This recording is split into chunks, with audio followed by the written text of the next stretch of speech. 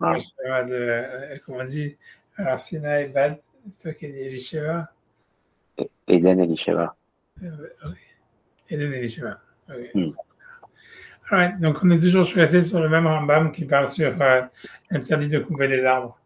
Simplement pour revenir, tu vois, un peu sur cet interdit de Baltachri, toutes les façons, le Rambam il reste sur plusieurs halakhot dessus, mais moi je suis revenu sur la même halakha sur les arbres, et je vais simplement parler de deux choses, tu vois, ça veut dire de est-ce qu'on peut couper les arbres, ça veut dire, enfin, je vais dire, est-ce qu'on peut couper les arbres pour une mitzvah, même un arbre fruitier pour une mitzvah, on voit c'est pas évident, et aussi en fait, est-ce que, un sujet peut-être plus général, tu vois, voilà, c'est est-ce que, voilà, est-ce que, on va voir après le deuxième sujet, mais je commence déjà par le sujet numéro 1. Donc, En Kotetsin et l'Anem Achal, donc ça c'est le Rambam, donc c'est le même qu'on étudie, donc il dit, on l'avait déjà fait la semaine dernière, c'est En Kotetsin et l'Anem Achal, on ne coupe pas des arbres qui sont fruitiers, chez Routz la Médina, qui sont à l'extérieur du pays, c'est-à-dire à l'extérieur de la ville dans laquelle on fait le siège. Ben Monim Mehem Amatamaim, et on ne peut pas aussi empêcher de faire venir un cours d'eau Kedeshi Yifshu pour les assécher. Shinema, l'otagerie de arbres, parce que le passage qui dit tu ne dois pas détruire les arbres de la ville de laquelle tu fais le siège. Donc, ensuite, il dit Vekola Kotset Sloké, et tout celui donc, qui coupe un arbre fruitier, il reçoit des coups de fouet, transgresse la Torah. Après, il dit Velo Bematzor Bilvad, ça veut dire c'est pas cet interdit de couper des arbres fruitiers, il n'est pas uniquement dans le cas de la guerre, dans le cas d'un siège. Et là, dans n'importe quelle situation, celui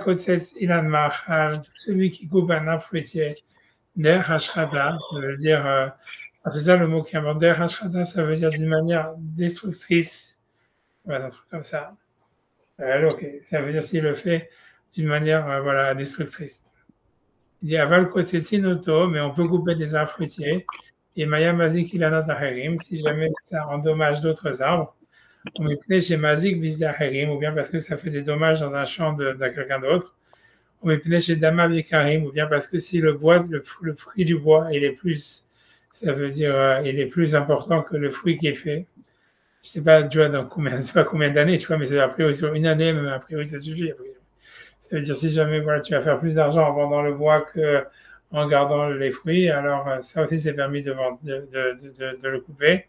Ça veut dire la Torah elle interdit uniquement en fait de détruire des arbres d'une manière vraiment tu vois négative, tu vois de détruire, tu vois parce que voilà de détruire l'arbre d'une manière destructrice quoi, sans intérêt.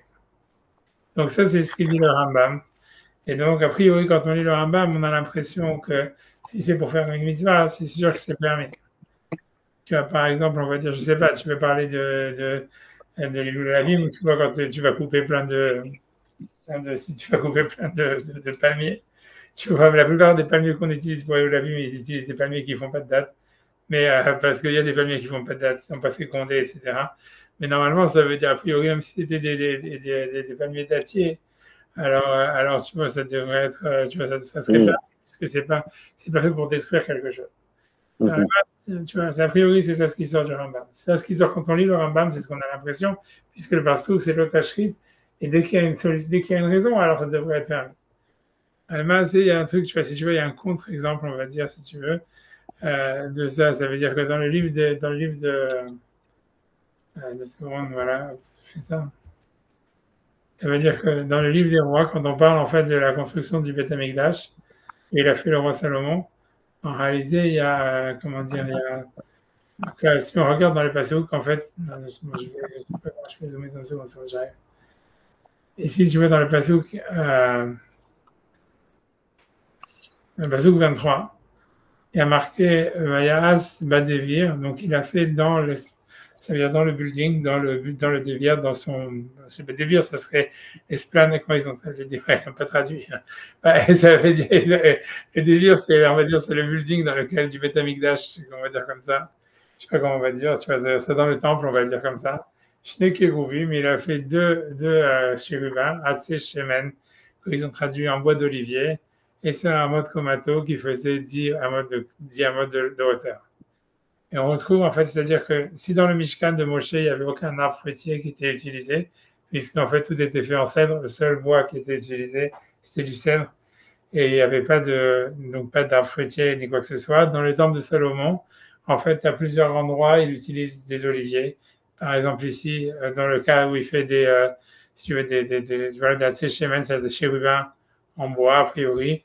Il utilise aussi dans la décoration, par la suite, des portes. Dans certaines portes, il va utiliser, si je vais essayer de trouver, tu vois, là, j'espère que je trouve, voilà, ça veut dire ici, Bet Petah Devir, encore une fois sur les portes du temple, Assad Daltot Atsé Shemen. Il a fait des portes qui étaient en bois d'olivier, à Aïl ou Mezuzot Ramishit.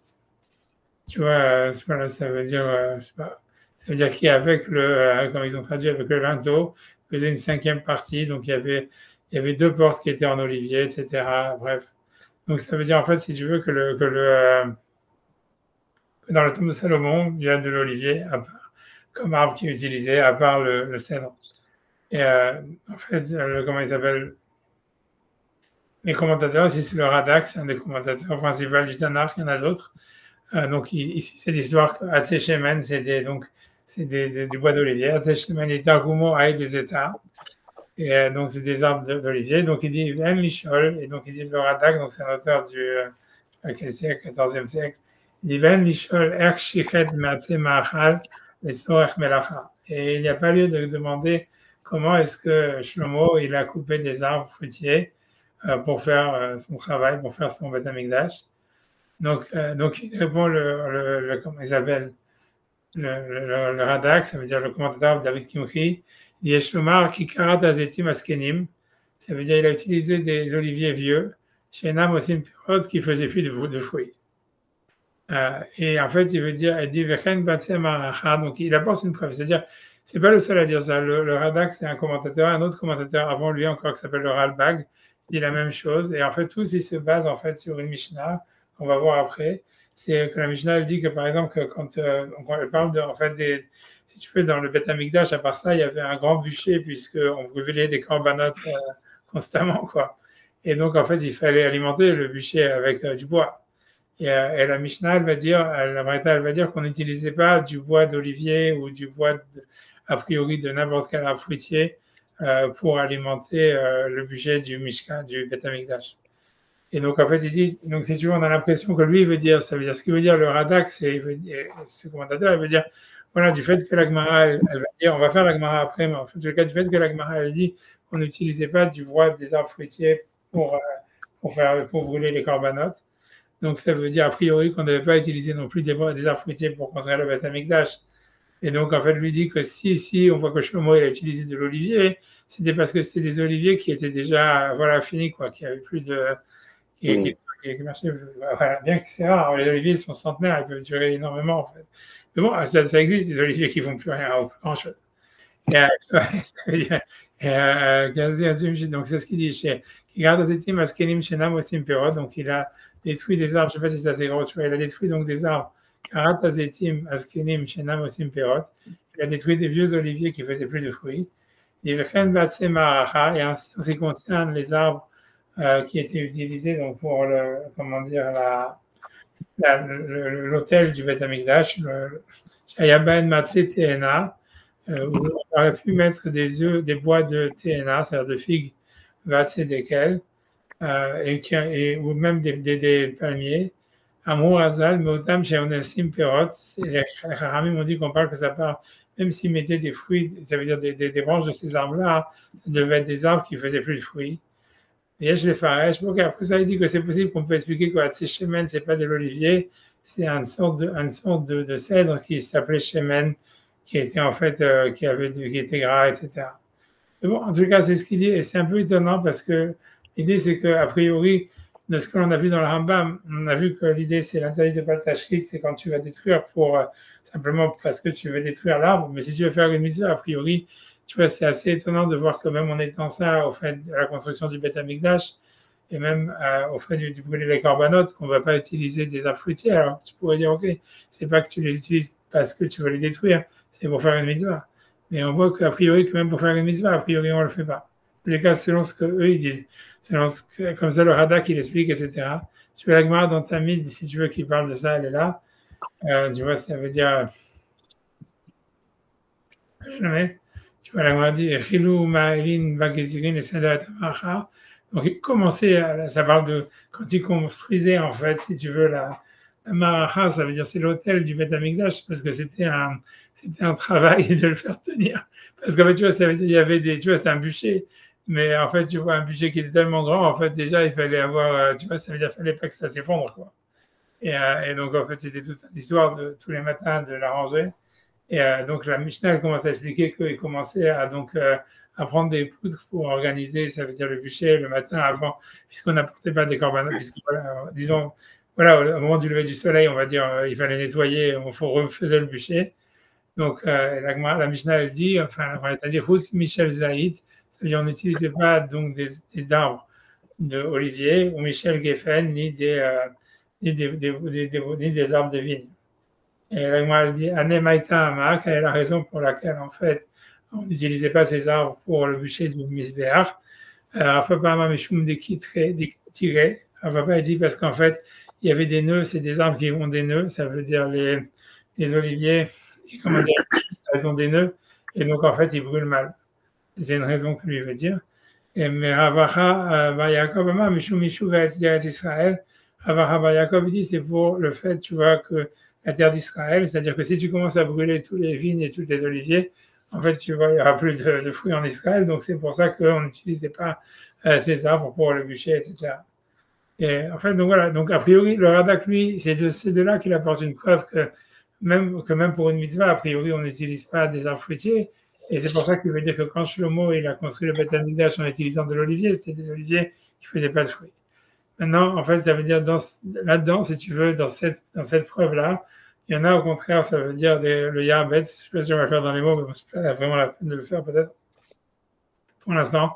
Lui, il dit que non, il dit qu'on voit du fait, au contraire, que du fait que l'Agmara, elle dit que c'est à cause de Yishuv et Israël, que c'est parce que c'était pour l'habitation d'Israël.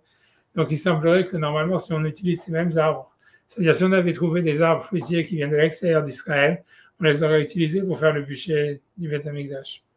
Et donc, ça veut dire, lui, il pense que plutôt c'est une preuve en réalité, comme quoi, même pour une mitzvah, en fait, pour une mitzvah, on pourrait brûler des arbres fruitiers.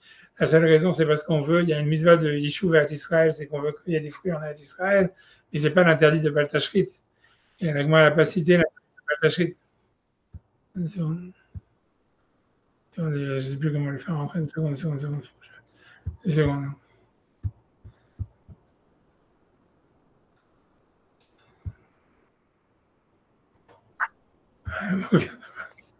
Voilà, j'ai mis voilà.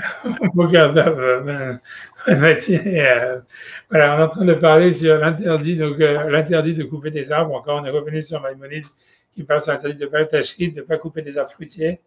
Et on est en train d'expliquer, de regarder en fait la race, à voir si ça s'applique, même si c'est pour faire une mitzvah. Et donc on a vu qu'il y a le Radak, un commentateur du XVe siècle, qui explique que même si dans le Beth Amikdash qui a été construit par Salomon, il y avait des oliviers, il dit qu'il faut dire que le bois d'olivier qui était utilisé, c'était uniquement du bois d'un olivier qui ne faisait pas de fruits. Et la preuve qu'il ramène, c'est parce qu'on voit que quand il y avait, donc on faisait les sacrifices, il fallait ramasser beaucoup de bois pour pouvoir entretenir le bûcher du Beth Amikdash. Et la Mishnah elle dit qu'on n'utilisait pas du bois, ni du bois de vigne, ni du bois d'olivier. Et selon un avis, la Gemara dit c'est parce qu'en fait c'est pour l'habitation d'Israël. C'est parce qu'on voulait qu'il y ait des fruits qui soient available en Israël, qui puissent être trouvés en Israël. Et donc lui, il en déduit que l'interdit en fait de Baltashrit, qui est de détruire un arbre fruitier, c'est même pour une mitzvah puisqu'on n'utilisait pas des vignes et des oliviers ça veut dire même pour entretenir le bûcher du misbéach.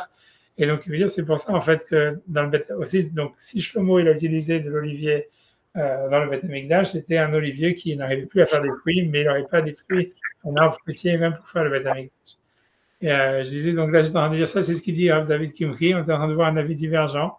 Lui, il apporte au contraire une preuve de cette même Gemara pour dire le contraire. Il dit du fait en fait qu'il y a marqué que la raison pour laquelle on n'apportait pas ces arbres de la vigne ou de l'olivier, c'était en fait parce que pour l'habitation de la terre d'Israël.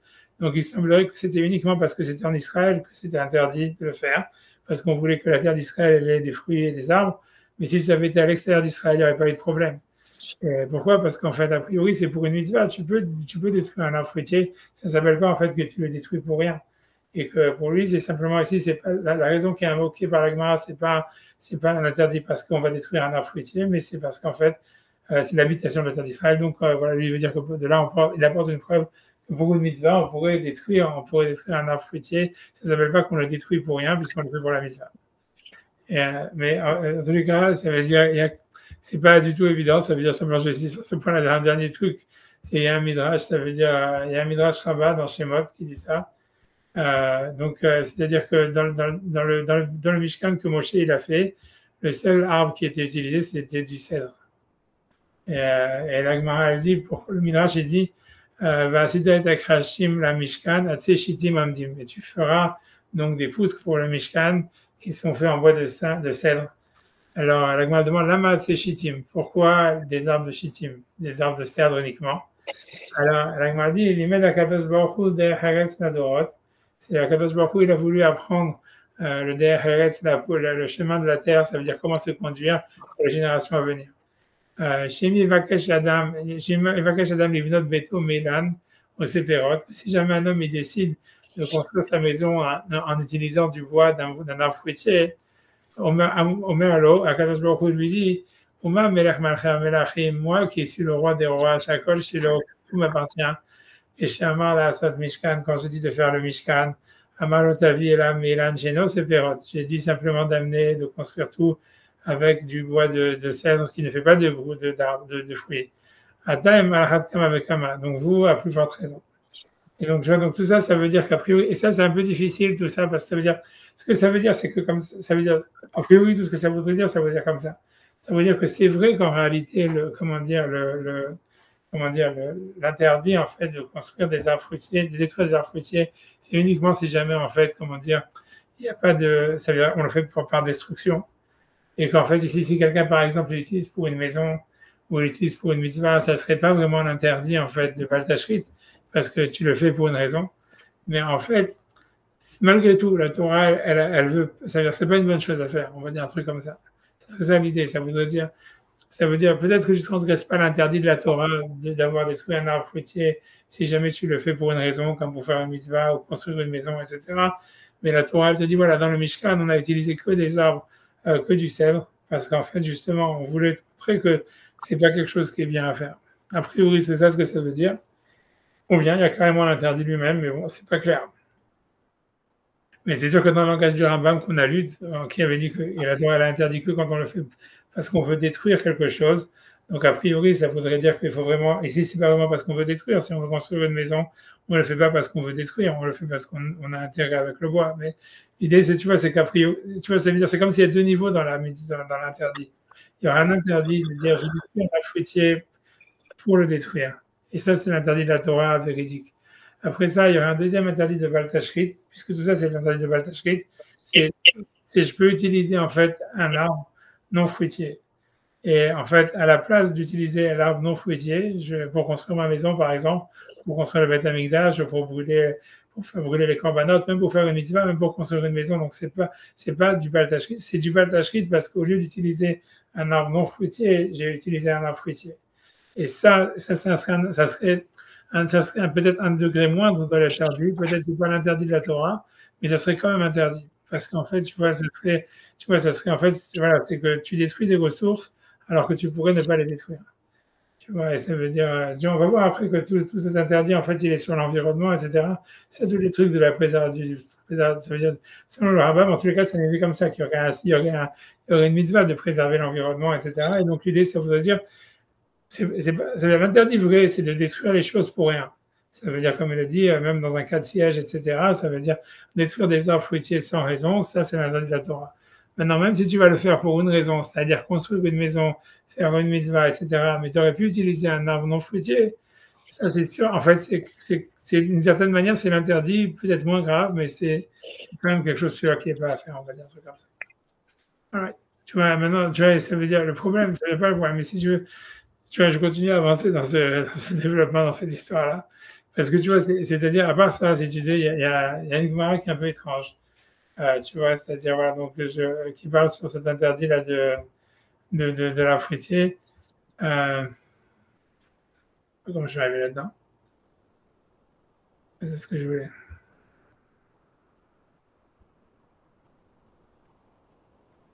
Deux secondes, deux secondes. Qu'est-ce que c'est que mal?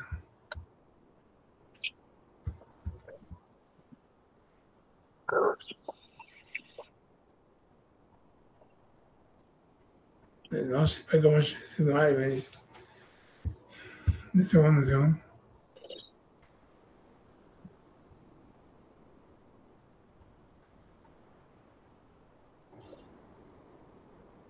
Deux secondes.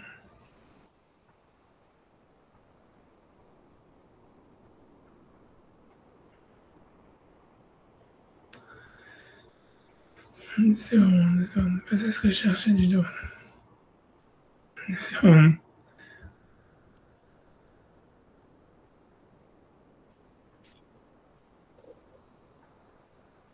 Deux secondes.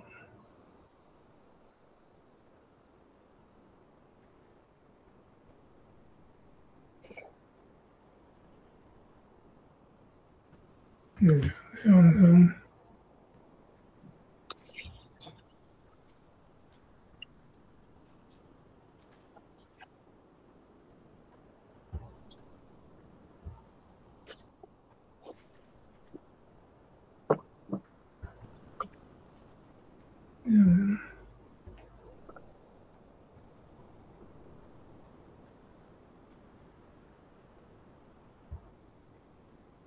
Ouais, mais je peux dire, on peut. Ça veut dire, c'est un truc que je voulais pas rentrer dedans, mais je sais pas pourquoi j'ai remis cette main-là. Mais c'est ça intéressant aussi, cette histoire. Et que c'est vraiment hors sujet, mais c'est-à-dire que cette main, elle parle aussi sur l'interdit de Baltachrit. Et sur l'interdit de Baltachrit, la Gemara, elle demande est-ce qu'un homme, il peut, en fait, ça veut dire, il peut se faire des blessures.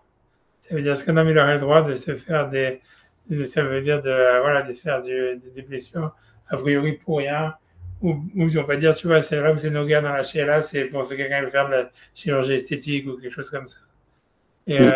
mais même, tu vois, ça veut dire, voilà, un truc comme ça. Et tu vois, l'idée, c'est que normalement, ça veut dire, l'agma, elle dit que oui, tu vois, l'agma, elle va dire que oui, qu'un homme, il peut même se faire des opérations, même si jamais il n'y a aucune, c'est-à-dire, il n'y a pas d'interdit de Baltachrit sur, en fait, sur soi, en fait, sur son corps. Parce que l'agma veut dire, ça veut dire, et l'agma veut dire, parce qu'en fait, elle dit la raison, elle veut dire, parce qu'en fait, si tu veux, si tu peux guérir, quoi, tant que c'est pas quelque chose, tu vois que ça veut dire tant que c'est pas quelque chose qui va, tu vois, ça veut dire, c'est-à-dire qui va rester qui va laisser une marque, ça veut dire une infirmité indélébile, tu vois, donc c'est permis en fait de le faire. Tu vois, c'est ce que l'agma a dit, tu vois, ça veut dire, c'est une marloquette tanaïm, enfin l'agma dit, Adam Racha il habel ben nafsho, Yeah. Amre, Adam Racha il habel ben nafsho, un homme il peut se faire des blessures, etc. Et l'agma finalement elle dit, oui, mais comment ça se fait qu'en fait après ça, tout le monde est d'accord que si on déchire des habits pour rien, on est ouvert sur Baltachrit. Et l'agma a dit, la réponse elle est parce qu'elle dit que quand tu déchires un habit, en fait, tu vois, l'habit va pas se réparer tout seul. Donc là, tu as vraiment des trucs, quelque chose qui n'est pas réparable. Mais en fait, si quelqu'un il se fait des blessures, des trucs comme ça, le corps, il guérit. Donc en fait, finalement, c'est pour ça que ça s'appelle pas baltachrit sur son corps, etc. Je ne voulais pas rentrer là-dedans, je ne sais pas pourquoi c'est parce que jamais cette Gemara par erreur. Je cherchais une autre Gemara, tu vois, j'espère que je vais la retrouver. Deux secondes, j'espère que je ne me suis pas planté de. C'est pas non plus celle-là, deux secondes.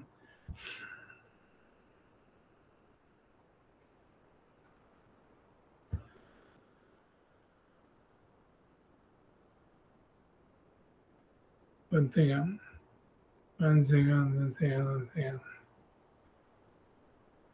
Seconde.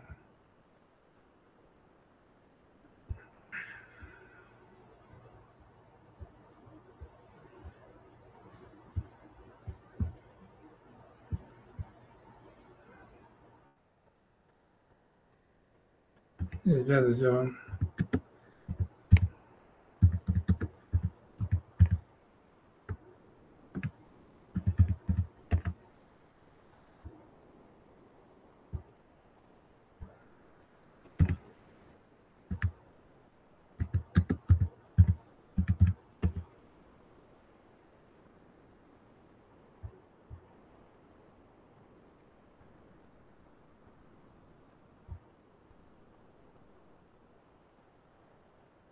Quatre-vingts.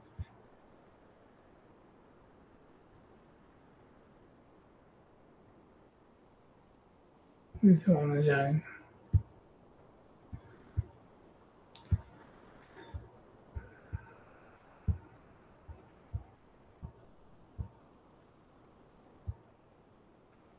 En tout cas, ça, c'est la que je cherchais. Donc, c'est la même Gemara, je sais pas exactement, c'est sûrement après ou quelque chose comme ça. Et moi, dit comme ça, Amar Rabbi Hanina, donc Rabbi Hanina, il dit, Lo Shachev Shivchat Beri, ça veut dire, donc Rabbi Hanina, il avait un fils qui s'appelait Shivchat. Il a dit, la seule raison pour laquelle il est mort, il a des Katstenza Velozimna, c'est parce qu'il a coupé un figuier, alors que le figuier n'était pas encore, n'avait pas encore le temps de mourir, c'est-à-dire qu'il faisait encore des fruits. Et Ravina dit, Bedamim, si jamais en réalité, c'est-à-dire le fruit du bois du figuier, il était plus cher que les figues que ça produisait, moutard, c'était permis. En tout cas, ce qui est intéressant, ça veut dire ce qui est impressionnant dans cette histoire-là, c'est que donc Rabbi Hanina dit que son fils, il est niftar uniquement parce que en fait, la seule avéra qu'il avait faite, c'est parce qu'il avait en fait coupé un figuier avant son temps, et donc a priori, Mida Keneged Mida, il était mort avant son temps. Et la question, tu vois, évidemment, c'est de savoir en fait pourquoi, ça veut dire, pourquoi cette avéra, elle peut être tellement grave que en fait, quelqu'un, il est mort avant son temps. Et aussi pourquoi le fils, tu vois, il aurait fait cette avéra de couper un arbre fruitier avant son temps. Et alors, si tu veux, donc, ce que les commentateurs disent, tu vois, ce que le Yarbetz, il dit, on va avoir deux avis, mais en tout cas, le Yarbetz, ce qu'il dit, c'est qu'en fait, quand le fils de Rabbi Hanina, il a coupé l'arbre fruitier, il n'avait pas coupé justement comme la Torah, comme le Rambam dit, pour rien, parce qu'il voulait détruire l'arbre. Il avait coupé l'arbre parce qu'en fait, tu vois, il pensait qu'il y avait un intérêt, comme on a vu, soit parce qu'il voulait faire une mitzvah, soit parce qu'on n'en sait rien, parce qu'il voulait construire une maison, mais il y avait un intérêt dans le fait de construire l'arbre, de détruire l'arbre, il n'a pas fait comme ça gratuitement. Mais malgré tout, ça veut dire que même si dans la halakha, ce que veut dire de là le Yarbet, c'est qu'on voit ici, ça voudrait dire que même si dans la halakha, il n'y aurait pas vraiment un interdit, ça veut dire de couper un arbre fruitier si jamais il y a un intérêt à le faire, comme on a vu, parce que ça endommage les autres arbres ou parce que si, etc., etc.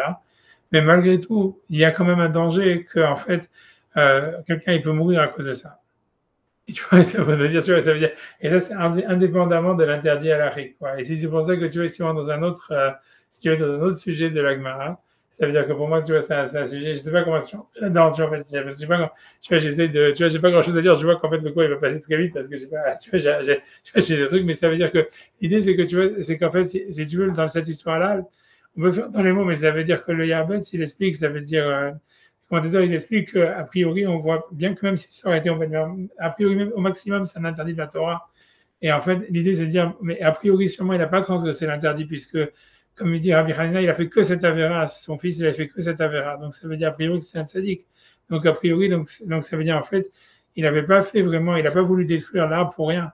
Mais malgré tout, ce qui veut dire, c'est que même si jamais, en fait, quelqu'un, il a une raison de détruire un arbre, il y a un danger de le faire et ça peut arriver à ce que quelqu'un, tu vois, il soit niftar à cause de ça. Et tu vois, ça, c'est ce qu'il dit le Yarbet. Si tu veux, on peut même regarder un petit peu dans les mots. Elle va le retrouver, des secondes. Mais, deux secondes.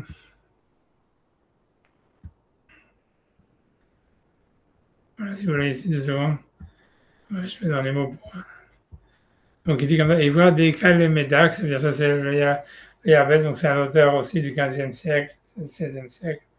Il voit, donc il dit des cas les médacs vers Mildad Amar Abria, Rabbi Hanina, je crois, que Rabbi Hanina, il a dit, j'arrive Shechad Beri, que son fils s'appelait Shechad, il est mort que uniquement, il a des cas Sténa Velozimne, parce qu'il avait détruit un figuier, alors que son temps n'était pas encore arrivé. Il dit, de quoi ça parle?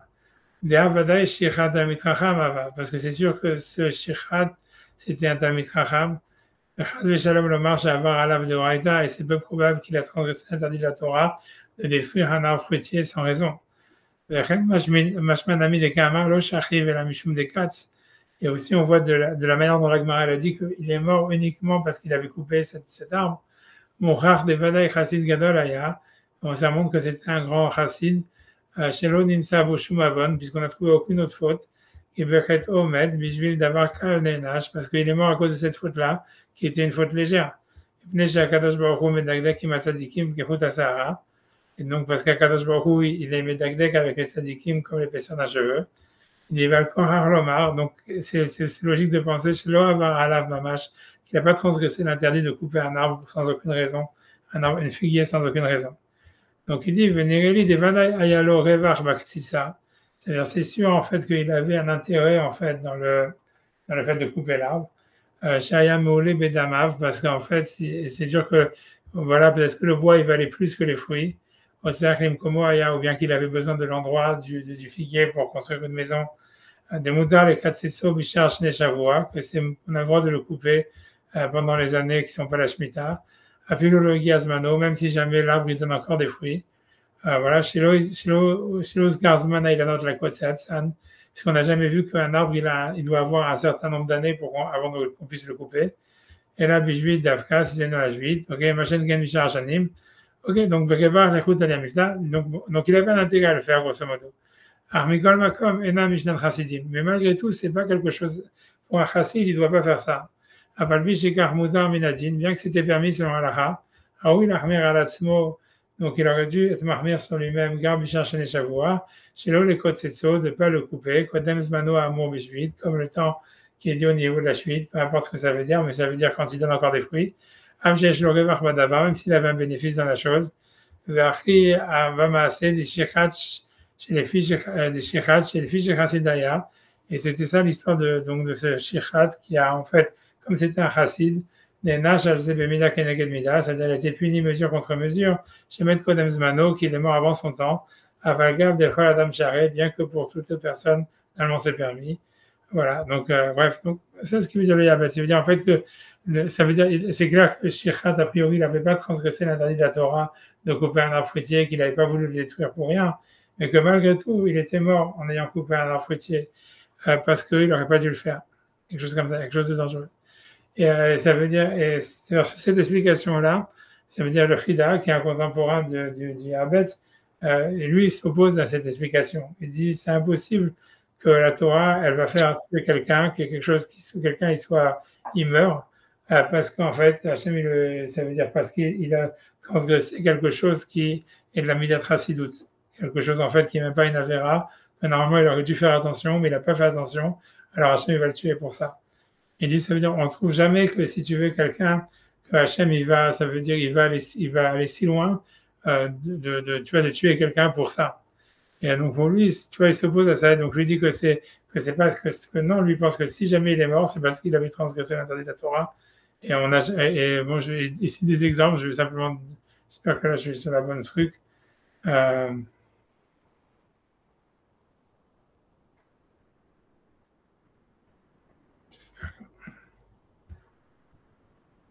Allez-y, par exemple, donc ça c'est le Chida, si vous voulez, il dit ça. Quand il ramène le Yabet, il dit Ven devarav mechovarim. Selon lui, pour lui, ces paroles ne sont pas claires. Et donc, il dit Velo damelaï Rabbi Yoshua ben Levi. Donc, il va donner des exemples où, en fait, des gens, ils ont transgressé des choses, ça veut dire des chassidim, ils ont transgressé des choses qui n'étaient pas des transgressions de la halakha, ils ont été punis, mais on voit que la punition, elle ne va pas au point où ils sont mis à mort. Il dit, donc, il ramène par exemple l'exemple de Rabbi Yoshua ben Levi, d'Amou Birushalmi, avec tête des Trumot, qu'on dit dans le Yerushalmi, dans le 9e chapitre de Trumot, d'Eliyahu Lodi Berimo, que Eliyahu Hanavi n'est pas venu lui parler. Les fiches chez Massar, les Oula Bar Koshev, ça veut dire parce qu'il y avait eu, si tu veux, le gouvernement romain était venu dans sa ville et ils avaient demandé à ce qu'ils dénoncent, à ce qu'on leur donne, en fait, un truand qui avait tué des gens, etc., qui était passible de peine de mort, qui avait été recherché par le gouvernement parce qu'il avait fait des crimes. Donc, il a été un criminel, mais il était venu se réfugier dans la ville où en fait, Rabbi Yoshua ben Levi il était. Et comme il menaçait la ville, donc Rabbi Yoshua ben Levi, il a transmis le criminel au Romain. Et Eliyahu Hanavi, il n'est pas venu lui parler pendant, je ne sais pas quoi. Alors, on va parler, Eliyahu Velo Mishnah City. Donc, après ça, je ne sais pas, au bout d'un moment, il est revenu, tu vois, et il a dit à Eliyahu, mais j'ai fait ce qui est marqué dans la Mishnah.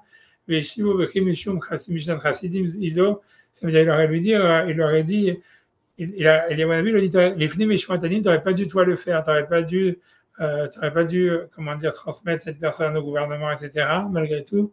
Et à cause de ça, Eliyahu Hanavi ne vient pas lui parler, mais on ne dit pas qu'il est mort, tu vois, ça veut dire, Il dit voilà, ça veut dire à quelqu'un, il peut être, Hachem, il peut faire des remontrances à quelqu'un parce qu'il n'a pas été au-delà de la halakha, mais même ici où il y a la vie une vie humaine en jeu, malgré tout, si tu veux, il a pas été jusqu'à lui donner des souffrances, quoi que ce soit. Et après ça, il ramène encore d'autres exemples. Il dit ça veut dire que quelqu'un il soit mis à mort avant son temps parce qu'il a coupé un arbre, alors qu'en fait c'est permis selon la c'est pas Hachem il veut pas faire laisser un truc comme ça. Et qu'il y a qu'un béné Hachem à Mafdal Chassidav, parce que c'est dur pour Hachem de prendre l'âme d'un des Chassidim, de tuer quelqu'un, quoi, plus forte raison si c'est un vieux. Et du Mishum Shelonak Chassidut Vasa Kadim, et si jamais il avait fait, il n'a pas fait, il n'a pas fait la Midat Chassidut, c'est-à-dire qu'il aurait tué, il aurait détruit l'arbre, alors qu'il avait le droit, parce que c'était pas, comme on a vu, c'était pas quelque chose qui était pour rien, qui n'était pas des Hashratas, c'était pas fait pour, en fait, détruire l'arbre, mais c'est parce qu'il avait un intérêt. Si jamais, en fait, simplement les flics, mais je m'entendais, il faut pas le faire, il n'aurait pas été tué. L'onit Khaev Karet Chad Shalom. Des Dafka Yisurin Ashkechan, parce que ce qu'on voit à part ça, que quelqu'un qui a été, on va dire, il va donner un autre exemple de Rabbi, que lui, il a reçu des Isurim, c'est-à-dire il a reçu des souffrances pendant des années, parce qu'en fait, il y avait un animal qui était venu se réfugier chez lui, et qui devait aller à la Shrita, et que lui, il avait dit, il avait retransmis au Shochet en disant, ah voilà, tu as été créé pour ça. Et sur ça, il a marqué dans l'Agma que comme il dit, toi, tu n'as pas pitié sur les animaux, alors Hachem, il n'a pas eu pitié sur lui, alors il a eu des souffrances pendant des années. Mais en fait, on ne voit pas qu'il a été mis à mort pour ça. Tu vois, ça veut dire, c'est des souffrances peut-être, mais pas la mort. Tu vois, c'est ce qu'il dit. Des dafka isurim ashkechan pekapoalim deatu al Rabbeinu Akadosh. Et on voit des souffrances qui sont venues sur Rabbeinu Akadosh. Seconde, des lots. Des lots hachim agla, parce qu'il n'a pas eu pitié sur une génisse qui était venue se réfugier de lui chez lui parce qu'elle avait peur du shochet. Il dit, mais c'est pas chute. Bref, en tous les cas, donc lui, il continue, il dit comme ça, donc il dit que c'est sûr qu'en fait, ça veut dire si jamais la personne a été mise à mort, c'est sûr que même si c'est un interdit de la Torah, le fait d'avoir été mise à mort pour ça, c'est très grave, c'est quand même une punition très grave, mais en tous les cas, il veut dire, c'est pas venu, il ne peut pas y avoir si on veut, de mise à mort, quelqu'un c'est le Hachem, il mettrait à mort quelqu'un, s'il n'a pas transgressé un interdit à l'achik clair, en tous les cas, et donc pour lui, c'est pour ça qu'il réfute cette idée de dire qu'en fait, il y aurait un danger dans le fait même de couper un arbre fruitier, même si jamais en fait il n'y a pas d'interdit à l'Afrique à le faire. Tu vois il y a un autre passage comme ça, je ne sais plus quel rave, il croise un bœuf ou une Tunis, ou venez, qui va à l'abattoir. Oui, c'est celui-là. C'est celui-là. Je pense que je le trouve. Et après, il y a la souris. Et après, il épargne une souris. Voilà, exactement, c'est ça. Tu vois, c'est là, c'est cette là. Tu vois, je vais le faire, tu vois, c'est ce qu'il a cité, tu vois, je vais essayer de faire. J'attends que ça arrive, je sais pas pourquoi, tu vois, c'est ça là, tu vois, c'est l'agma ramène. C'est ton destin d'aller à l'abattoir, quoi. Voilà, c'est ça, c'est parce que l'agma compare Ravi Eliezer Rabbi Shimon, le fils de Rabbi Shimon Bar Yochai, que lui, il a eu des souffrances. Et en fait, les souffrances, parce que le fils de Rabbi Shimon Bar Yochai, il a eu des souffrances tout le temps, il avait des problèmes de santé très graves, beaucoup, à part plein d'autres problèmes à part ça, a priori, problème de Shalom Bayit, tout ce que tu veux. Et ça veut dire, mais que la Gemara dit que c'était pour protéger sur la génération, parce qu'en fait, les Juifs, ils n'avaient pas, mais que lui, il n'avait aucune avéra. Et que la Gemara amène plein de preuves à ça, etc. Et elle dit que, voilà, la Gemara, elle dit que par exemple, Rabbi Yehuda Nassi, c'est pas la même chose, tu vois. C'est pour ça que la Gemara compare les deux dans Bava Metzia. Tu vois, elle dit, c'est pour ça, si tu reprends avant ça, tu vois, ça que la Gemara explique, elle dit, ça veut dire, va filouachi, ça veut dire, la Gemara, avant, elle décrit les souffrances de Rabbi Yehuda Nassi. Il a eu des problèmes de santé très catastrophiques pendant des années. Et la Gemara, elle dit sur ça, je ne vais pas rentrer dans les trucs qu'il avait, les problèmes de santé qu'il avait, mais en tout cas, la Gemara dit, va filouachi, mais les souffrances que Rabbi Eliezer, le fils de Rabbi Shimon Bar Yochai, il a reçues, elles avaient un niveau supérieur aux souffrances que Rabbi il a eues. Et nous, Rabbi Eliezer, Rabbi Shimon, mais à Havabaou, ça veut dire les souffrances de Rabbi Eliezer, Rabbi Shimon sont venues par amour pour lui donner plus de mérite, alors qu'il n'avait fait aucune avéra. On met Hava le coup, et Hachem, si tu veux, il les a enlevés par amour. Quand il a demandé de les enlever, ils sont partis. Avec des rabbis, mais Rabbi, il a eu des souffrances Et ses problèmes de santé, en réalité, Aliédé Maasé Baou, c'est venu parce qu'il avait fait une action. Aliédé Maasé Alchou, et c'est à cause d'une action qu'ils sont partis. Donc voilà, elle explique, c'est là ce que tu as dit. Aliédé Maasé Baou, ils sont venus par une action. Maïs, c'est quoi l'action? Daou Igla, ça veut dire qu'il y avait une génisse. Daou Kamam, tous les Shrita qu'on amenait à faire la Shrita. Azal, elle est venue tailler le réché Bekanfe, elle a mis sa tête dans ses habits. Elle est ravie de Ravi, Bekabaché, elle commence à pleurer. Amaré Isil, il lui a dit, vas-y, les garde notre sarata, c'est pour ça que tu as été créé. Il a dit, il vélo Kamerachem, puisqu'il n'a pas pitié des animaux, il dit, ou allez, sourine, que des souffrances viennent sur lui. Il dit, Massé Alchou, mais c'est par une autre action qu'ils sont partis. Yomachad Avaka, Berancha de Rabbi Beta, et un jour, là, ça veut dire que la servante de Rabbi, elle nettoyait la maison. Baba Shadia Bene Karkushta Aveka Kanchalehu, donc ça veut dire, il y avait des, donc je sais pas, ils ont traduit des, bref, des rats, on va dire comme ça, tu vois, des weasels, ils ont dit, je sais pas ce que c'est, tu vois, c'est vrai. Et en fait, elle les envoyait balader avec le balai, Amaleu, Shafkinu, laissez tranquille, Steve Havakol Maasav, il faut avoir pitié surtout sur les créatures d'Hachem, Amou, Ilum Rachem, Neachem Ale, et voilà, ça veut dire, et que voilà, voilà, comme il a eu pitié, donc on lui a enlevé les souffrances, etc. Et après, la Gemara continue à expliquer que je vois que toutes les années, que les deux, en tous les cas, que ce soit Rabbi Eliezer Rabbi Shimon, bien que son niveau était plus haut, mais que Rabbi, en tous les cas, ça protégeait sur la génération. Ça veut dire, je vois, du coup, Lushan et Disou et de Rabbi Eliezer, tout le temps, Rabbi Eliezer, il avait ses souffrances. Ça n'existait pas que quelqu'un il meurt jeune par le mérite que lui, il avait de recevoir les souffrances, etc. Lushan et Disou et de Rabbi Eliezer, toutes les années où Rabbi il avait des souffrances, jamais il y a eu un problème avec la pluie ou la parnassa, Damar Barshana, Kachayam Madina. Bref, tu vois, mais ça veut dire en fait, ça protégeait la génération, mais n'empêche que, en fait, c'est Rabbi, en tous les cas, il y avait quelque chose qui était venu, qui avait occasionné ça, etc. Mais l'idée, c'est que lui, il ramène pourquoi est-ce que le Hida, il ramène cette main pour dire, en fait, voilà, ici, voilà, le type, il n'a pas eu pitié d'un animal, alors, ok, il a eu des souffrances, mais il n'est pas mort, tu vois. Ouais, tu veux dire, parce que, toi, l'autre, comment il s'appelle, le Yarbet, il veut dire, puisque la personne, elle a coupé un arbre fruitier, alors il est mort, tu vois, ça veut dire, c'est-à-dire, jusque-là, lui, il pense pas, ça veut dire, le Yarbet, il pense, ça veut dire, le Hida, il dit, c'est pas possible, tu vois, ça veut dire, Hachem, il va pas apporter, il peut apporter des souffrances sur un sadique, parce qu'il n'a pas été, au-dessus de la halakha, comme ici, on voit que, par exemple, voilà, il aurait dû empêcher si tu veux, ça veut dire la génisse d'aller dans la Shrita, il aurait dû le protéger si elle était déjà venue le voir, etc. Mais en tous les cas, et donc à cause de ça, Shalom, il a eu des souffrances, mais en tous les cas, ça ne va pas jusqu'au point où on va le mettre à mort. Alors que là, le type, ça veut dire le Yarbet, il veut dire que l'autre arbre, il veut dire qu'en fait, si jamais cette personne elle est morte jeune, Shalom, c'est parce qu'en fait, il avait coupé un arbre qui était fruitier, alors qu'il avait en plus le droit de le faire, parce que sûrement c'était un arbre, tu vois, qui avait ça veut dire qu'il y avait un intérêt à le faire, comme on a vu, etc. Mais malgré tout, un chassid, il ne doit pas le faire, et donc c'est pour ça qu'il a été mis à mort, etc.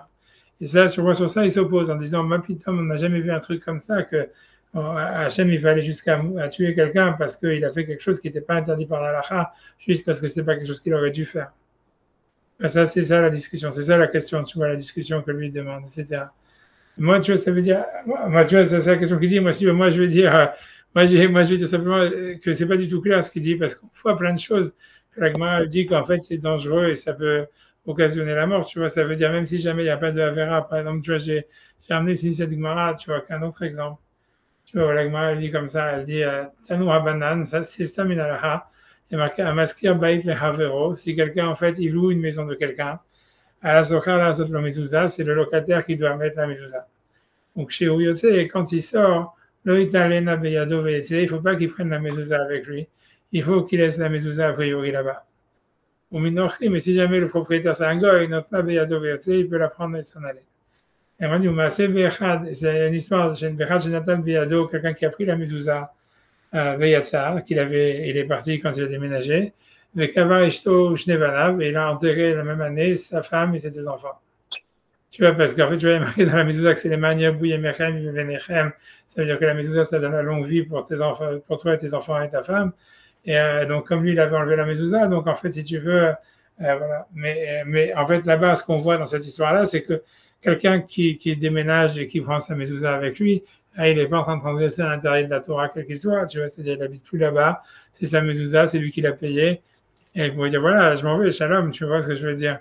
Et simplement, on voit que malgré tout, si quelqu'un de shalom, il fait ça, voilà, on se dit, voilà, ça peut arriver que, tu vois, ça veut dire que le type, tu vois, il perd, tu vois, ça veut dire, voilà, ça lui est arrivé ça. Et ça veut dire, tu vois, pour moi, à mon avis, ce que je veux dire par là, c'est qu'il y a des, ce que je veux dire, c'est qu'on voit, il y a des trucs qui sont comme des sortes de ségoulottes, ça veut dire des ségoulottes négatives, quoi, si tu veux. C'est-à-dire que, voilà, par exemple, voilà, enlever la mezouza, tu vois, comme la mezouza, c'est une shmira pour, en fait, le sens de cette mitzvah-là, c'est simple, c'est que la mezouza, normalement, c'est quelque chose qui doit garder les habitants de la maison. Tu vois, donc toi, ok, toi, avant toi, il n'y avait pas de mezouza pour une raison ou pour une autre. Toi, tu as mis ta mezouza. Maintenant, tu t'en vas. Normalement, tu devrais, tu sais que le propriétaire de la maison, c'est un juif. Donc, il y aura sûrement, lui, il va habiter dedans, ou il y a des autres juifs qui vont habiter dedans, ou n'importe quoi.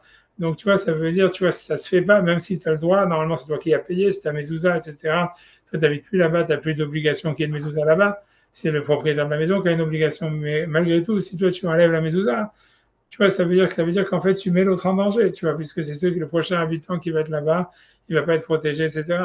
Et donc, en fait, c'est à cause de ça, Hachem, il dit, OK, tu vois, même s'il n'y a aucun interdit à l'arrière, qu'il n'y a rien, etc., on dit, voilà, que ça peut arriver, c'est pas une punition, c'est comme si tu vois, c'est comme un truc, une cigoula, tu vois, que, voilà, si quelqu'un fait ça, Hadou Shalom, ça met un danger sur Hadou Shalom, sa propre famille, tu vois, parce que c'est comme ça, si tu vois, c'est la nature des choses. Et tu vois, ça serait la même chose avec un arbre. Ça ne veut pas dire que tu vois, quelqu'un il a coupé un arbre fruitier, il est passible de peine de mort, etc. Mais ça voudrait dire que comme couper un arbre fruitier, on a vu qu'un arbre est associé à la vie humaine et qu'en fait, ça veut dire que le couper avant son temps, etc. Donc ça veut dire, même si c'est pas, tu vois, c'est ça ce que je veux dire, c'est qu'on voit, c'est la question que lui demande, tu vois, ça veut dire le Chida en disant, mais on n'a jamais vu que parce que quelqu'un il manque de pitié, même sur un animal ou même sur un être humain, on va le tuer si c'est en halakha, il a le droit de le faire. Hachem, il peut donner des souffrances, etc., mais pas le tuer. Et tu vois, on voit ici, par exemple, je donne ici un contre-exemple où tu vois en fait que même s'il n'y a aucun interdit, mais c'est simplement la ségoula de la chose, elle fait ça, tu vois, c'est la nature des choses, elle fait ça. Et ça veut dire, tu vois, parce qu'en fait, à part l'histoire de punition et de, si tu veux, ça veut dire tu vois, de punition et de récompense dans les mitzvot, c'est que les mitzvot, elles sont faites en réalité, tu vois, ça veut dire, comment dire, tu vois, ça veut dire, tu vois, ça veut dire, elles sont liées avec des, si tu veux, avec les lois de la nature, si tu veux, avec les lois de l'existence. Et en fait, si la Torah te dit, voilà, quand tu mets la mezouza, ça fait des maniabou yemechem, bevenechem, à la adama, ça veut dire que quand tu mets une mezouza, ça allonge ta vie et la vie de tes enfants sur la terre où tu habites. Et ben, ça veut dire aussi, si tu l'enlèves, ben, ça va la raccourcir. Et tu vois, c'est comme ça, tu vois, c'est pas parce que tu as transgressé la rien, c'est un truc, tu vois, c'est comme ça, tu vois, tu vois, et c'est la même chose avec les arbres fruitiers. Si la Torah te dit un arbre, c'est comme un arbre, c'est comme un homme, comme on a vu la passage la semaine dernière, qui dit qu'Adam est assadé, que l'âme c'est comme un arbre des champs, que tu as attaqué, faire le siège contre lui. Donc ça veut dire, voilà, tu coupes un arbre fruitier, c'est comme si, tu vois, ça veut dire, tu vois, d'une certaine manière, ça fait comme si tu avais tué un homme, et donc ça fait un danger sur la personne qui l'a fait, quoi. Mais c'est quelque chose, tu vois, qui est naturel. C'est un peu, tu vois, si tu veux faire un lien avec la parasha de la semaine, tu peux retrouver ça avec, comme il est marqué, que Jacob, il s'est marié avec 2 sœurs. Et tu vois, ça veut dire, parce que tu vois, la question de dire comment est-ce qu'il a fait ça, il y a marqué que les patriarches, ils ont gardé toutes les mitzvot de la Torah avant que la Torah soit donnée. Et un Nachmanide, il dit, en fait, tu vois, ils ont gardé les mitzvot de la Torah que quand ils étaient en Israël. Mais quand ils sortaient d'Israël, ils les gardaient pas. Et que dit la preuve à ça, c'est tu vois que dès qu'ils sont entrés en Israël, tu vois que sur le chemin, dès à l'entrée d'Israël même, Rachel elle est morte. Tu vois, parce qu'en fait, justement, elle ne pouvait pas rester mariée avec 2 sœurs en Israël, parce que la Torah, elle dit en Israël, si tu veux voir la terre d'Israël, tu dois garder les mitzvot de la Torah. Et même si, en fait, tu as peut-être, alariquement, il n'y avait pas d'interdit, peu importe quelle que soit la raison, et que Hachem, tu vois, il voulait, etc., mais ça veut dire, tu vois, c'est la réalité, tu vois, des choses, elle fait ça, tu vois, ça veut dire que, voilà, ça veut dire, c'est indépendant du fait, est-ce que tu as les mérites, tu n'as pas les mérites, est-ce que c'était une mitzvah, c'était pas une mitzvah, c'est une avéra, mais ça veut dire que ça veut dire, il y a la nature que voilà, quand on est en Israël, quelqu'un qui est marié avec 2 sœurs, c'est un juif, etc. Et même avant le don de la Torah, tu vois, il peut pas, et ça veut dire, il peut pas vivre. Et donc voilà, ça veut dire que dès qu'il entre en Israël, il y en avait une des deux qui devait mourir. Et voilà, et Rachel, elle est morte dès l'entrée d'Israël, tu vois, parce qu'en fait, ça veut dire, c'est la terre d'Israël qui obligeait ça, si tu veux. C'est sans que ça soit une punition ni quoi que ce soit, parce que Rachel a fait une avéra ou quoi que ce soit. Mais tu vois, mais ça, c'est dans la même veine, si tu as un cours avec la page de la semaine, ça veut dire, tu vois, on voit qu'il y a des choses qui font, indépendamment du fait que c'est une punition ou pas une punition, est-ce que c'est, tu vois, moralement condamnable ou pas moralement condamnable, est-ce que c'est permis ou c'est pas permis, c'est l'idée de dire, tu vois, c'est qu'en fait, voilà, si dans la vie de Mezouza, c'est un danger, la même chose, tu vois, c'est si jamais, en fait, comment dire, tu coupes un arbre fruitier, c'est un danger, permis, pas permis, etc., etc. Ça, tu vois, tu vois, c'est un kit hook, tu vois, c'est quelque chose qui fait que, en fait, tu te mets en danger, il faut avoir des mérites pour être, tu vois, c'est ça ce que je voulais dire, tu vois, pour être protégé. Après ça, donc, tu vois, simplement, tu vois, donc, parce que ce qu'il y a, par exemple, ça veut dire pour cette histoire-là tu vois, par exemple, dans la mezouza, il y a plein, ça veut dire dans la halakha. Après ça, il y a une autre question qui se greffe dessus, sur cette histoire-là, justement, de la halakha, ou même, par exemple, pour la mezouza, ou par exemple, tu vois, ça veut dire pour couper un arbre. Parce que, donc, si tu veux, il y a plein de rabbinim qui m'ont dit, en fait, il y a une possibilité. Si quelqu'un, il veut éviter ça, ça veut dire, il a peur, parce qu'on a l'impression, donc, voilà, que couper un arbre fruitier, indépendamment de la halakha, ça veut dire, même si c'est pour une mitzvah, même si c'est pour une mitzvah, à la fin, on a encore vu, je répète encore une fois que dans le Rambam, il semble dire que l'interdit, il est vraiment quand on détruit l'arbre fruitier pour rien, pour aucune raison. Ça veut dire derrière Hashkata, ça veut dire pour le détruire. Mais si non, parce qu'en fait, on veut vendre le bois et que c'est plus d'argent, ou parce qu'en fait, on a besoin de l'espace pour construire une maison, ou parce qu'on veut l'utiliser pour construire la maison, quelle que soit la raison, ou parce que ça abîme des autres arbres, etc. Alors, c'est permis. Mais malgré tout, a priori, malgré le fait que ça soit permis, c'est quand même dangereux de le faire, puisqu'on voit qu'il y a un rave, il est niftar, tu vois, parce qu'il a fait, alors qu'a priori, on va dire, il n'avait pas vraiment transgressé d'interdit. C'est exactement comme l'histoire de la mezouza. Et en fait, il y en a dans les deux cas qui veulent essayer de. Tu vois, il y a plein de chélotes là-bas, ça veut dire dans les poskim, ils demandent, tu peux dire, voilà, est-ce que si on demande à un goy de le faire pour nous, est-ce que ça va enlever le danger, tu vois? Ça veut dire, en général, il y a plein de fois quand quelqu'un veut partir de comme ça et qu'il veut prendre la mezouza, on leur dit, tu vois, ça veut dire souvent en Eretz Israël où en fait il y a beaucoup de juifs qui ne sont pas religieux, donc tu sais que s'il y a la mezouza, c'est comme si tu vois, c'est comparable à si tu louais d'un goy, tu vois, parce qu'il ne va pas la garder, il risque de, tu vois, etc. Donc ils disent au moins demande à un goy de l'enlever, tu vois, ne l'enlève pas toi, puisque dans l'agma est marqué, c'est quelqu'un il est venu l'enlever avec ses mains, et à cause de ça, il a enterré, tu vois, des gens de sa famille. Mais tu vois, mais donc ça veut dire là qu'ils disent au moins tu vas demander à un goy de le faire. Et la question, tu vois, ça veut dire est-ce que ça aide quelque chose, tu vois, de demander à un goy de le faire. Alors tu vois, ça veut dire, tu vois, c'est super, c'est débattu, tu vois. Ça veut dire, mais tu vois, ce qui est intéressant, par exemple, tu vois, c'est que si jamais tu payes le goy pour le faire, alors a priori, ça sert à rien. Ça veut dire, parce que, tu vois, ça c'est c'est une autre halakha, tu vois, dans la fois, je suis affine, je veux dire, simplement ramener ça, c'est que, tu vois, c'est que, c'est, tu vois, il y a un rave, encore ça aussi, c'est un rave du 15e siècle, mais que donc ça fait, si tu veux, cet avis, il est retenu dans la lacha, en tout ce qui concerne tous les cas. J'ai là-bas qu'il a, c'est si jamais quelqu'un, il a payé un employé goy, parce que quand quelqu'un il a une maison, il y a une mitzvah de construire un parapet pour que les gens ne tombent pas du toit. Et donc, quand on fait ce parapet-là, en fait, on fait une bracha, Asher qui déjà nous a nous à mitzvah Maake. Et la question que lui il demande, c'est si jamais lui, il n'a pas construit le parapet, il ne sait pas construire le parapet, mais il a payé des employés goy pour le faire, et c'est eux qui construisent le parapet, est-ce qu'il peut faire la bracha? Et tu vois, lui, en fait, tu peux dire, amène plein de preuves. En réalité, on voit que si jamais, en fait, l'idée, c'est que, en fait, parce qu'on a une règle qu'un goy, il ne peut pas être ton envoyé. Ouais, ça veut dire qu'il n'y a pas un goy, il ne peut pas être un shaliach. Dans la halakha, il n'a pas de statut de shaliach pour faire une mitzvah ou quoi que ce soit. Mais même si jamais un goy, il n'a pas le statut d'un envoyé pour faire une mitzvah, quand c'est quelqu'un, c'est ton employé, quand quelqu'un il est payé, en fait, on dit que ça devient comme la main du propriétaire lui-même. Et donc, même si jamais il ne peut pas être ton shaliach, c'est comme si c'était toi qui avais fait la mitzvah de construire le parapet, puisque tu payes la personne, et donc tu peux faire la bracha. Et ça, si tu veux, c'est repris, si tu veux, dans tous les, si tu veux, si tu veux, c'est repris dans tous les, comme un claque, si tu veux, comme une règle. Ça veut dire que tu peux pas t'en sortir en disant, voilà, je demande à un goy de faire quelque chose, si par exemple, il s'est coupé un arbre, et je lui dis, ok, c'est pas moi qui l'a fait, parce que c'est le goy qui l'a fait. C'est-à-dire, ça marcherait que si jamais, en fait, tu le payes pas. Mais si tu le payes, en fait, c'est comme si c'était toi qui l'avais fait, et donc ça sert à rien, quoi, ça marcherait pas, quoi. Mais tu vois, mais si tu veux, donc par contre, tu vois, ça veut dire, il y a une autre, parce qu'il y a une autre méthode qui est utilisée. Il y a une méthode qui est utilisée, tu vois, ça veut dire que l'agma ramène, tu vois, dans Bava Metzia, ça veut dire, j'espère que, euh, C'est-à-dire que c'est pas, je parle de planter de 2 secondes. 2 secondes. Ouais. L'Agma ramène ça, c'est-à-dire que dans la Torah, il y a un interdit de castrer un animal. Comme il y a les interdits tu vois, de couper un arbre fruitier, dans la même veine, tu n'as pas le droit de castrer un animal.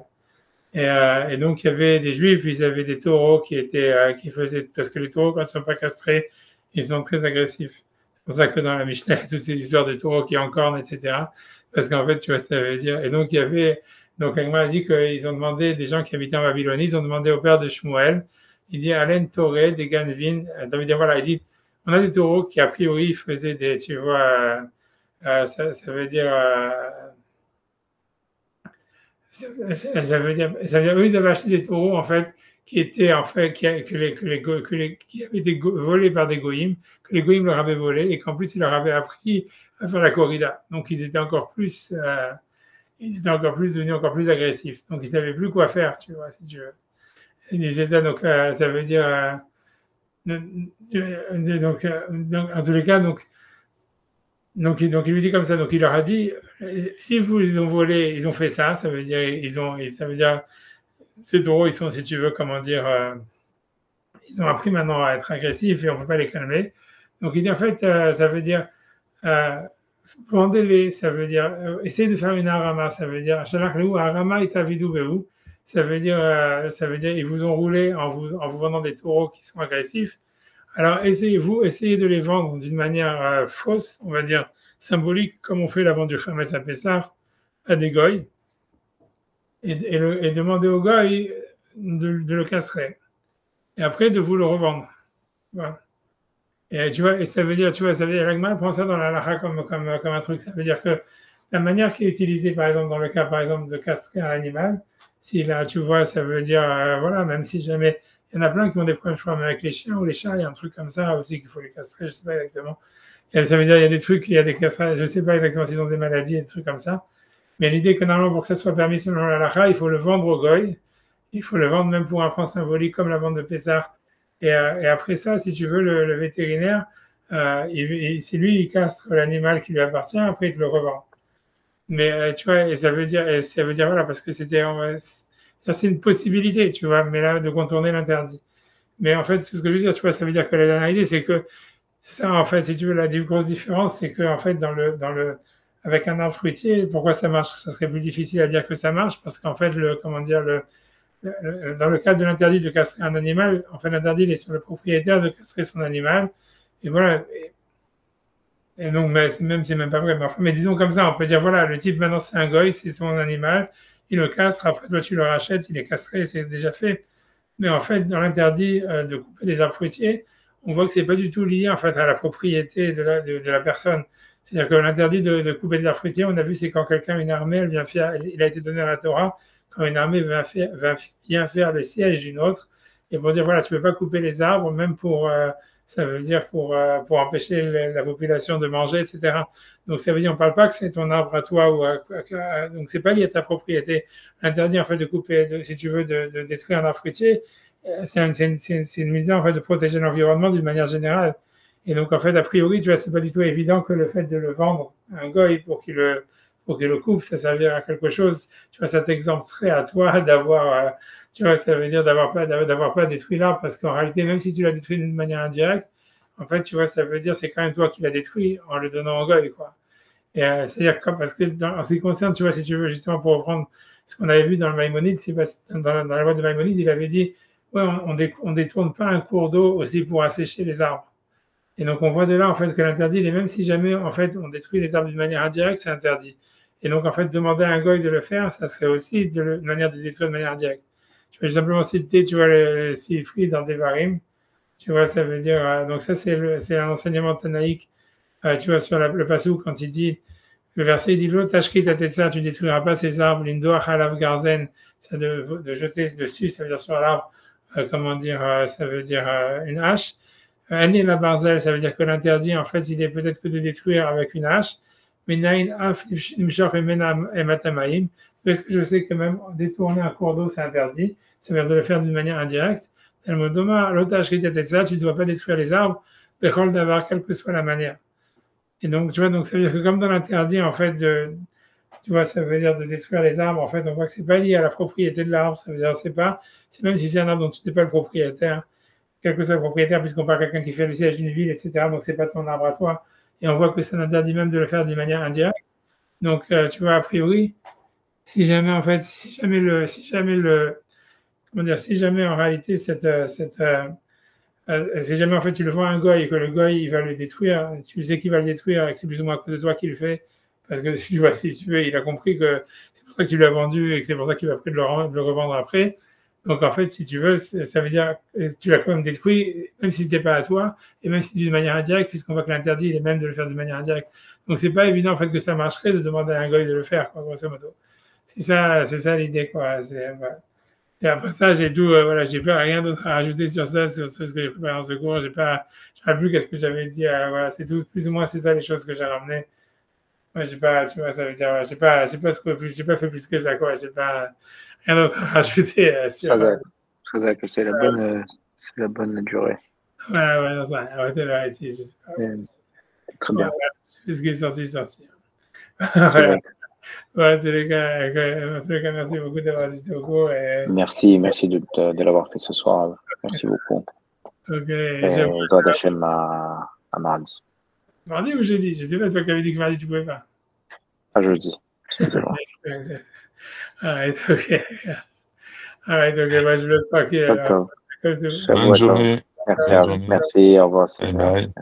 Bye. Au revoir.